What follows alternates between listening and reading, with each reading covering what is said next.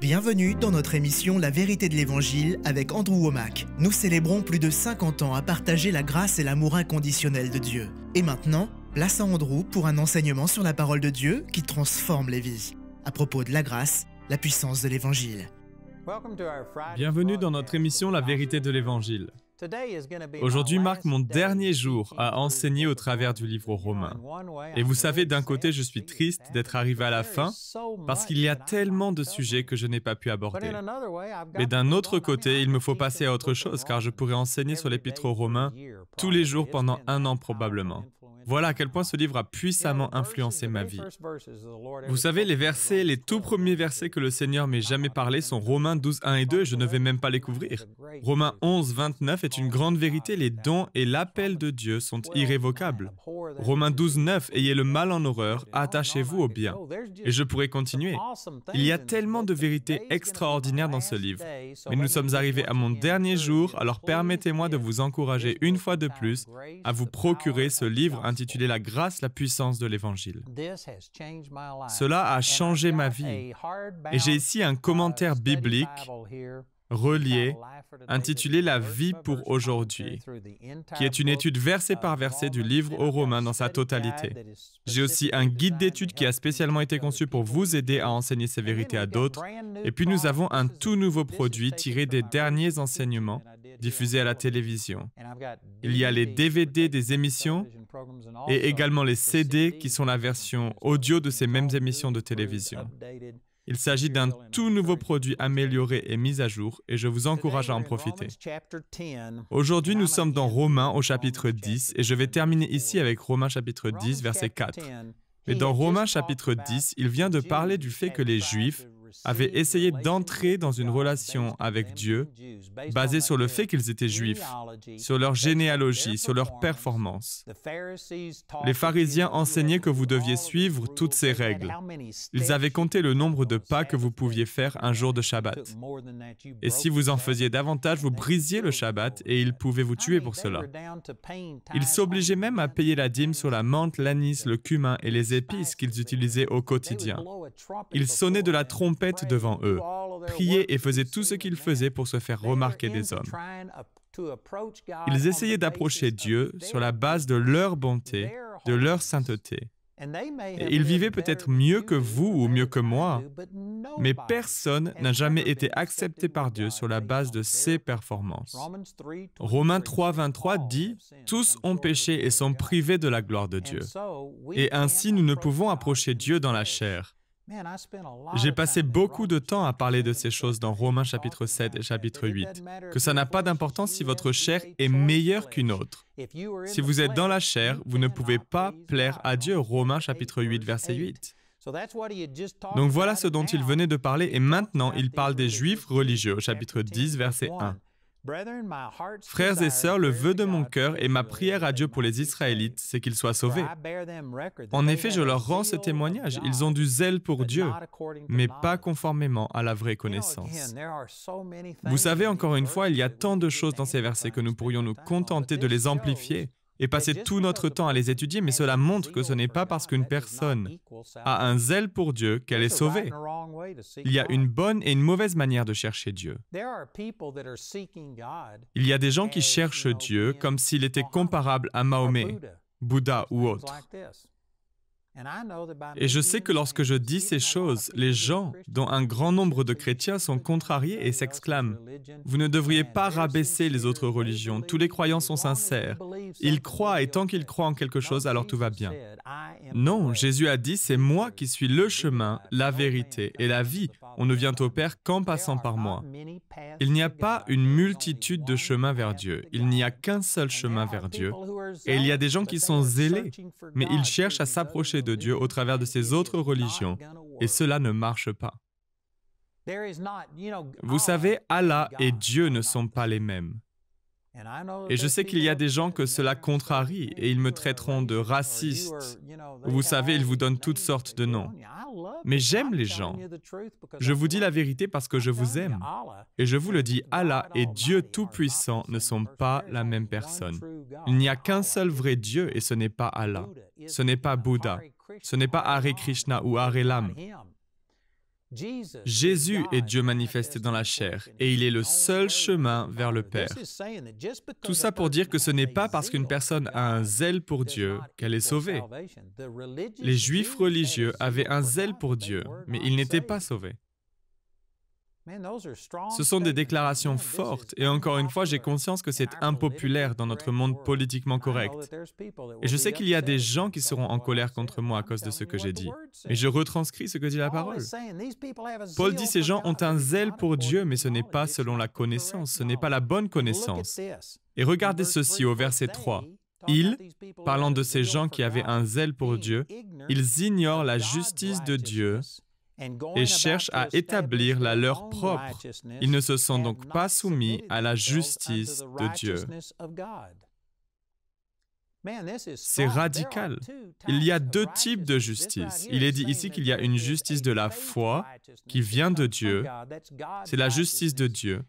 Et il y a notre propre justice, la justice des œuvres. Et il y a beaucoup de gens qui cherchent Dieu, mais ils ne le trouveront jamais s'ils se confient dans leur propre justice, dans une justice basée sur les œuvres. Ce passage vous montre qu'il y a différentes sortes de justice.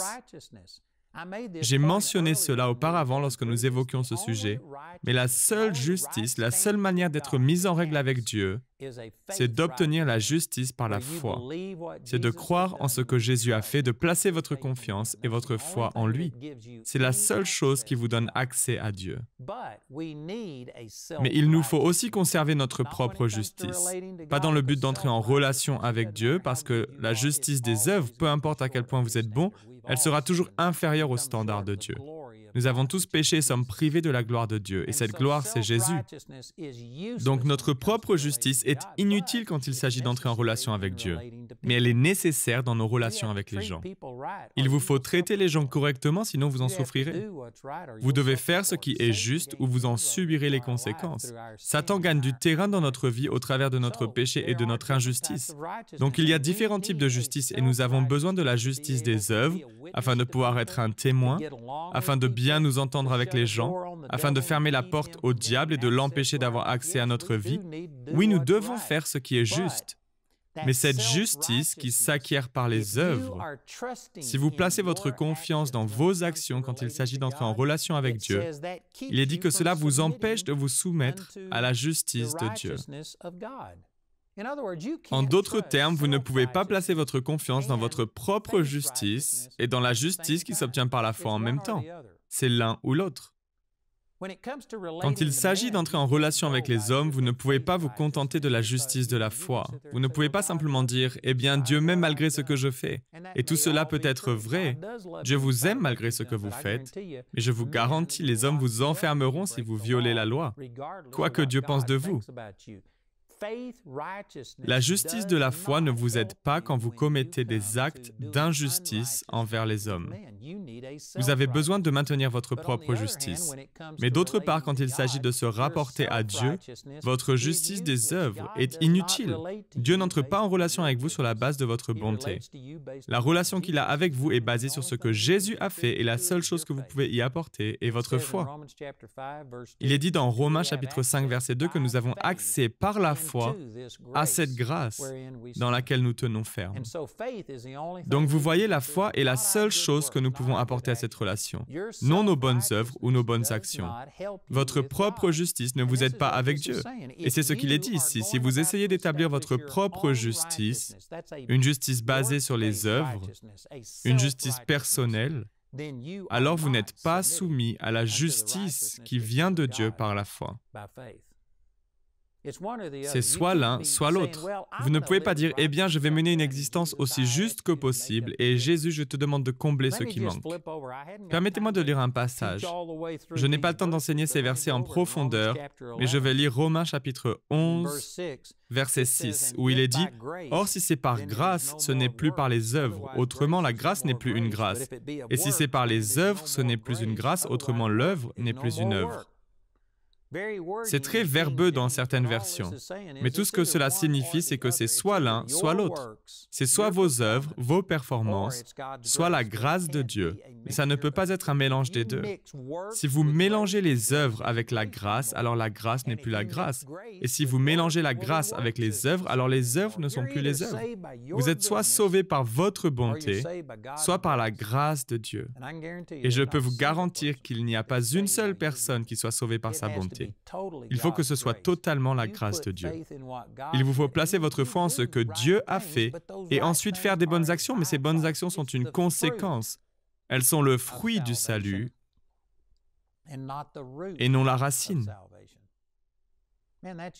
Ce que je viens de dire est énorme et la plupart des gens ne le comprennent pas. Ils font un mélange des deux.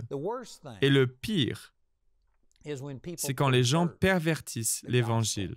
Il est en réalité plus facile de convaincre quelqu'un de placer sa confiance en Jésus comme leur sauveur s'ils affirmaient « Moi, je suis saint et Dieu doit m'accepter parce que je suis vraiment bon ». Ce serait facile d'amener une personne qui a ce discours à Jésus, parce qu'il me suffit de prendre la loi et je pourrais leur montrer qu'ils ne sont absolument pas à la hauteur en très peu de temps. Vous savez, j'ai regardé certaines vidéos de Ray Comfort. Je ne le connais pas personnellement, mais nous avons discuté, nous avons parlé par courriel et d'autres moyens.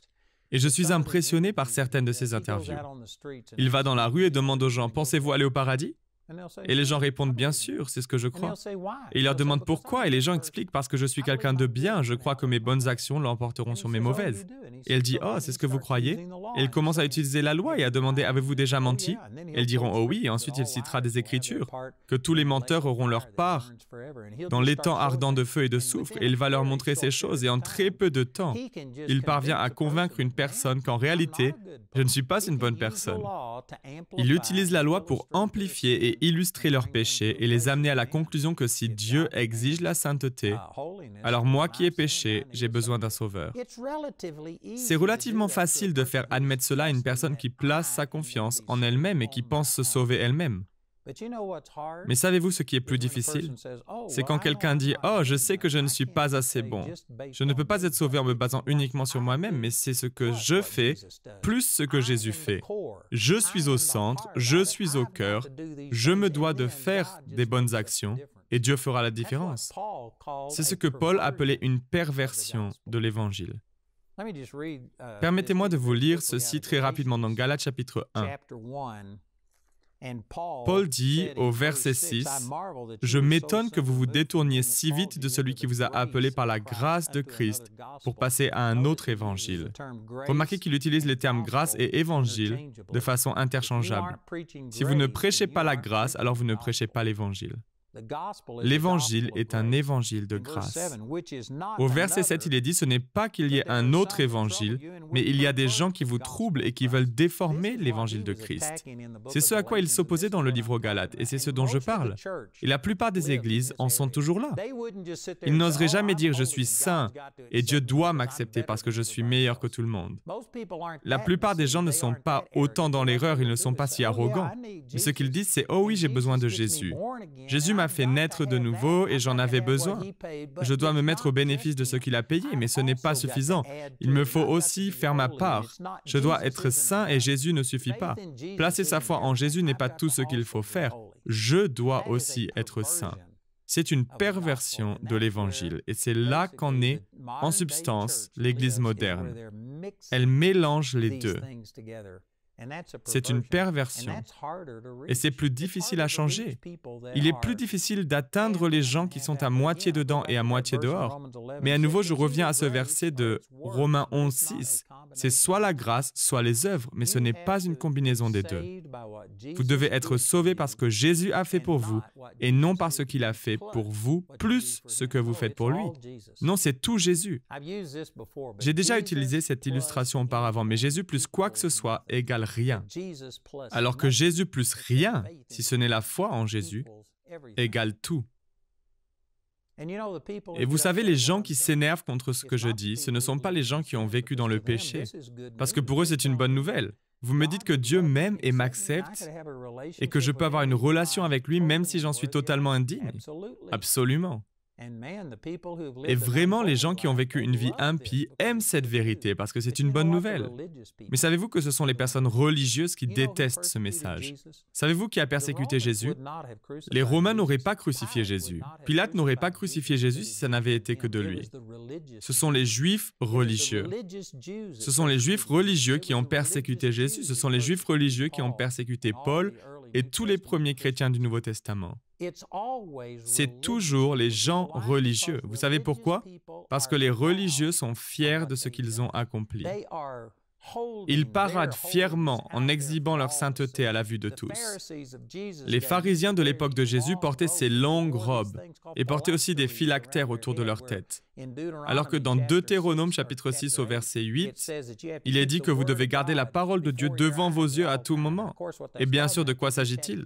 Simplement que vous devez être concentré sur la parole de Dieu et y penser en vous laissant dominer et influencer par elle. Mais ils l'ont pris littéralement et ont attaché une cordelette autour de leur tête avec une petite poche qui était suspendue sur leur front devant leurs yeux et ils y mettaient des écritures en pensant accomplir le commandement de Deutéronome, alors que ce n'était pas le cas. Mais ils portaient ces phylactères et gardaient la parole de Dieu devant eux. Et pourtant, ils violaient constamment le cœur et l'essence de la parole. Mais ils accomplissaient tous ces rites religieux et ils étaient confiants, ils plaçaient leur confiance dans leur propre performance. Et ils étaient très fiers d'eux-mêmes. Et c'est la raison pour laquelle ils ont persécuté Jésus, car Jésus est arrivé et a offert aux gens une relation avec Dieu. Une femme qui a été prise en flagrant délit d'adultère, Jésus lui a dit « Je ne te condamne pas non plus, va et ne pêche plus ». Et les Juifs ont détesté ces paroles parce qu'elles signifient que leur grande sainteté ne les a pas rendus meilleurs que cette femme prise en flagrant délit d'adultère ou que ce collecteur d'impôts, Matthieu. C'était tout simplement une insulte envers leur sainteté. Ils se promouvaient eux-mêmes au lieu de promouvoir Dieu. Et les gens religieux haïssaient Jésus. Ce sont les religieux qui l'ont crucifié. Et ce sont les religieux qui ont en horreur le véritable évangile aujourd'hui. Vous savez, ce programme peut être vu dans le monde entier par plus de 3,2 milliards de téléspectateurs. Et je peux vous garantir qu'il y a des milliers, peut-être même des dizaines de milliers de personnes qui détestent ce que je dis, parce qu'elles ont été élevées dans un système religieux où elles ont appris à placer leur confiance dans leur propre sainteté, et que j'ose dire que votre sainteté ne vaut rien, qu'il vous faut placer votre foi en Jésus, c'est une insulte. Elles ont l'impression que toute leur bonté n'a servi à rien, mais ce n'est pas vrai. Vivre une vie sainte vous sera bénéfique, mais pas avec Dieu. Ça vous sera bénéfique avec les gens. Si vous traitez les gens correctement et si vous marchez dans l'amour, vous ne vous emporterez que mieux, les gens vous aimeront davantage.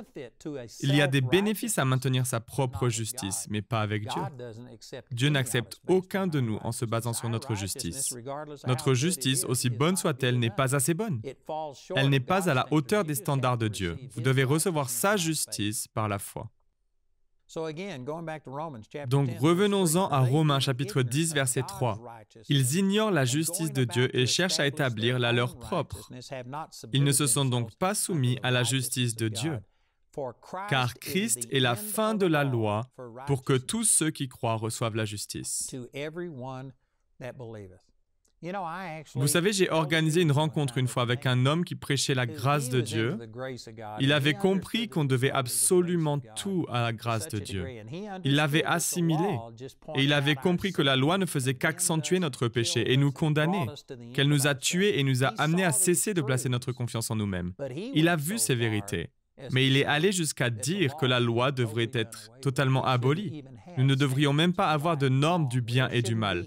Il ne devrait y avoir aucune connaissance du bien et du mal, qu'il n'y a pas de bien et de mal, que nous sommes maintenant tous acceptés en Jésus et que vous pouvez faire ce que vous voulez. Voilà une vérité poussée à l'extrême. Toute hérésie est une vérité prise à l'exclusion de toute autre vérité. Mais ce verset contredit ce que cet homme avançait. Il est dit car Christ est la fin de la loi pour que tous ceux qui croient reçoivent la justice. Il n'est pas dit que c'était la fin de la loi. La loi existe toujours. Il y a toujours une bonne utilisation de la loi et j'en ai parlé dans 1 Timothée chapitre 1 où il est dit « Nous savons que la loi est bonne pourvu qu'on en fasse un usage légitime, en sachant bien qu'elle n'est pas faite pour les justes mais pour les malfaiteurs et les rebelles. » Et puis il énumère tous ses péchés. La loi est toujours utile pour l'homme perdu, même pour une personne qui est née de nouveau. Vous n'entrez pas en relation avec Dieu sur la base de la loi et de votre respect de la loi. Mais disons par exemple que vous êtes un vendeur, que vous vendiez vos produits et que vous vous demandiez « Devrais-je tout dire aux gens sur mon produit ou seulement les choses qui le mettent en valeur ?» Je ne vais pas leur mentir, mais je ne leur dirai pas tout. Je vais les laisser avec une fausse impression, mais tout ce que je vais dire est la vérité. Et vous vous demandez si c'est la bonne façon de faire ou non. Si vous vous en remettez à la loi, dans Exode chapitre 20, il n'est pas seulement dit de ne pas mentir, mais de ne pas porter de faux témoignages. Et c'est un faux témoignage. Vous pouvez ne dire à une personne rien d'autre que la vérité, tout en lui laissant une fausse impression, en choisissant de sélectionner l'information que vous allez lui fournir. Donc vous voyez, même pour un chrétien, votre accomplissement de la loi ne vous permet pas d'être accepté par Dieu. Mais si vous voulez savoir ce que Dieu voudrait que vous fassiez dans cette situation, eh bien rappelez-vous que la loi était parfaite. Il n'y a rien de mauvais dans la loi. C'est nous qui sommes imparfaits et nous ne pouvons pas l'accomplir. Mais elle continue de nous montrer quels sont les standards de Dieu et la norme de Dieu et de ne pas laisser de fausses impressions. Donc si vous étiez vendeur, vous devriez dire la vérité à une personne. Cela ne veut pas dire que vous deviez amplifier les aspects négatifs. Vous n'avez pas à présenter le pire des scénarios, mais vous devez être honnête et la loi vous montre que c'est ce que vous devriez faire. Ainsi, même en tant que chrétien, il y a des bénéfices à savoir ce que Dieu qualifie de bien ou de mal. Mais nous ne devrions pas placer notre confiance dans la loi. Christ est la fin de la loi pour ceux qui croient et qui reçoivent la justice et non la fin de la loi tout court. La loi a toujours un but, mais c'est la fin de la loi pour que tous ceux qui croient en Jésus-Christ reçoivent la justice. Ce sont des affirmations radicales. Puis il continue et explique que nous n'avons pas besoin d'être saints et d'accomplir tant de bonnes actions pour monter au ciel et que nous n'avons pas besoin de nous rabaisser, de faire pénitence, de souffrir pour notre péché et de descendre dans l'abîme, car Jésus est venu et a fait tout cela pour nous. Il est descendu des cieux pour nous. Il est allé en enfer pour nous, il l'a déjà accompli, donc que nous reste-t-il à faire? Romains chapitre 10, verset 9 dit « Si tu reconnais publiquement de ta bouche que Jésus est le Seigneur, et si tu crois dans ton cœur que Dieu l'a ressuscité, tu seras sauvé. » Voilà tout ce qu'il vous faut faire. Vous devez faire de Jésus votre Seigneur, et cela ne signifie pas que vous ne ferez plus jamais d'erreur. Non, mais il vous faut donner votre vie à Jésus et lui dire « Je veux que tu sois mon Seigneur. » Il y a toujours assez de grâce. Nous continuons tous à échouer, à ne pas être à la hauteur. Mais il faut que vous soyez prêts à faire de Jésus votre Seigneur, le confesser de votre bouche et le croire dans votre cœur. Et il est dit, en effet, c'est avec le cœur que l'on croit et parvient à la justice, et c'est avec la bouche que l'on affirme une conviction et parvient au salut. En effet, toute personne qui fera appel au nom du Seigneur sera sauvée. Ce qui compte, c'est ce que Jésus a fait pour nous, et non ce qu'on fait pour Jésus. Et vous pouvez recevoir le salut en cadeau. Si vous n'avez jamais fait de Jésus votre Seigneur, j'ai partagé avec vous assez d'Écritures pour que le monde entier expérimente la nouvelle naissance. Nous aimerions vraiment que vous appeliez le numéro qui s'affiche sur votre écran. Demandez nos ressources, mais demandez aussi à quelqu'un de prier avec vous, et vous pouvez donner votre vie à Jésus aujourd'hui. Ils peuvent vous redonner tous ces versets et prier avec vous. Vous pouvez devenir une toute nouvelle personne aujourd'hui. Si vous le désirez, appelez le numéro qui s'affiche sur votre écran et rappelez-vous de vous procurer ces ressources. J'ai ce livre qui est un enseignement extraordinaire. J'ai un commentaire biblique relié qui couvre le livre aux Romains, verset par verset. J'ai ce guide d'études qui a été pensé pour vous aider à enseigner ces vérités à d'autres personnes. Et nous avons aussi de tout nouveaux CD et DVD tirés de ces émissions télévisées sur le livre aux Romains. Aujourd'hui marque la fin de notre série, alors écoutez notre annonceur et appelez-nous ou écrivez-nous aujourd'hui pour vous procurer ces ressources. Le programme d'aujourd'hui fait partie de la série La grâce, la puissance de l'Évangile. Nous espérons que ce message vous a béni. Notre ligne téléphonique est ouverte aux heures indiquées à l'écran. Appelez-nous si vous avez des questions sur ce programme, si vous avez besoin de prière ou si vous désirez commander l'un de nos enseignements. Vous pouvez nous contacter au numéro qui s'affiche à l'écran. Ce programme a été rendu possible grâce au soutien financier de nos partenaires. Si vous souhaitez devenir partenaire, vous pouvez le faire en appelant ces mêmes numéros. Nous vous proposons un livre sur le même sujet que l'émission d'aujourd'hui, intitulé « La grâce, la puissance de l'Évangile » que vous pouvez vous procurer pour 12 €. Les 30 émissions de cette série sont disponibles en DVD pour 22 €. Vous pouvez également vous les procurer en CD pour la somme de 15 €. Si vous commandez les deux formats, CD et DVD de manière simultanée, le prix de l'ensemble est de seulement 30 €.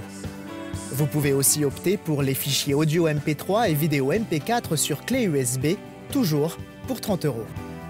Le guide d'études est pour l'instant seulement disponible en anglais.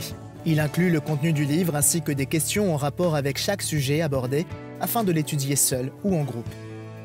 Pour tous nos téléspectateurs qui se trouvent en dehors de l'Europe, tous les produits que nous vous présentons sont disponibles dans nos bureaux situés dans votre région. Vous pouvez les contacter grâce aux coordonnées qui s'affichent sur votre écran afin d'en connaître le prix dans votre monnaie locale.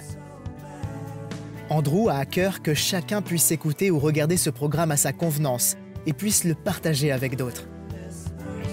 Si vous ne pouvez pas vous permettre d'acheter les CD ou DVD, nous vous enverrons un lien afin de télécharger gratuitement l'enseignement de cette semaine en version audio MP3. Notez que vous ne pouvez profiter de cette offre qu'en appelant notre ligne téléphonique. Vous pouvez nous appeler dès maintenant au numéro qui s'affiche à l'écran. Nous nous ferons un plaisir de répondre à vos questions, de prier avec vous ou de vous aider à commander l'un de nos enseignements. Notre ligne est ouverte durant les heures inscrites à l'écran. Nos opérateurs téléphoniques répondront en français ou en anglais selon les informations qui se trouvent sur cette annonce. Toutes les ressources d'Andrew en français se trouvent dans les boutiques en ligne des sites internet de nos bureaux affichés à l'écran. Vous pouvez également nous joindre par email en français et en anglais aux adresses qui s'affichent sur votre écran. Nous avons hâte d'avoir de vos nouvelles.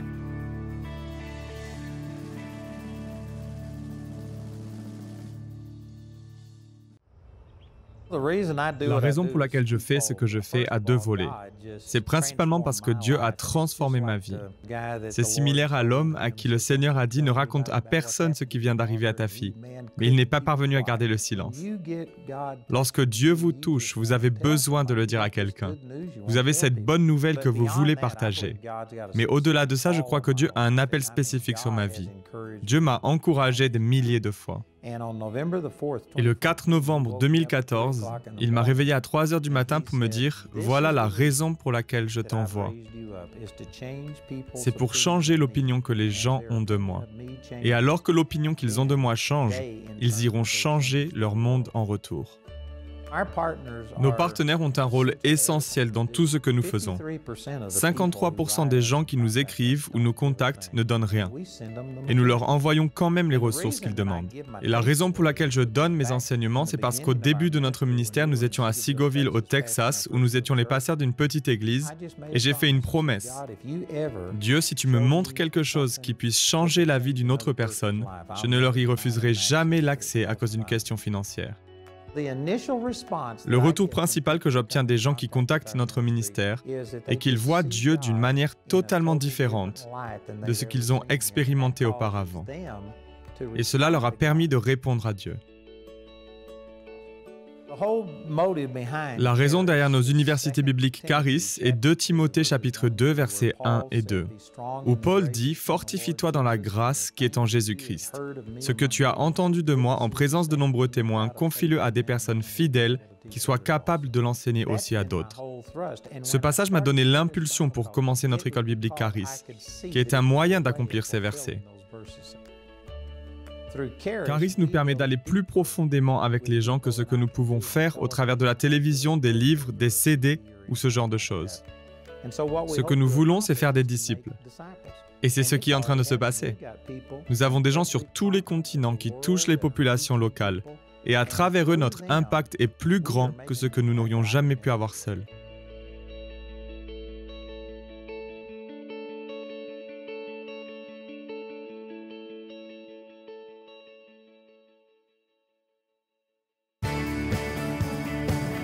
Rejoignez-nous prochainement pour plus de la vérité de l'Évangile.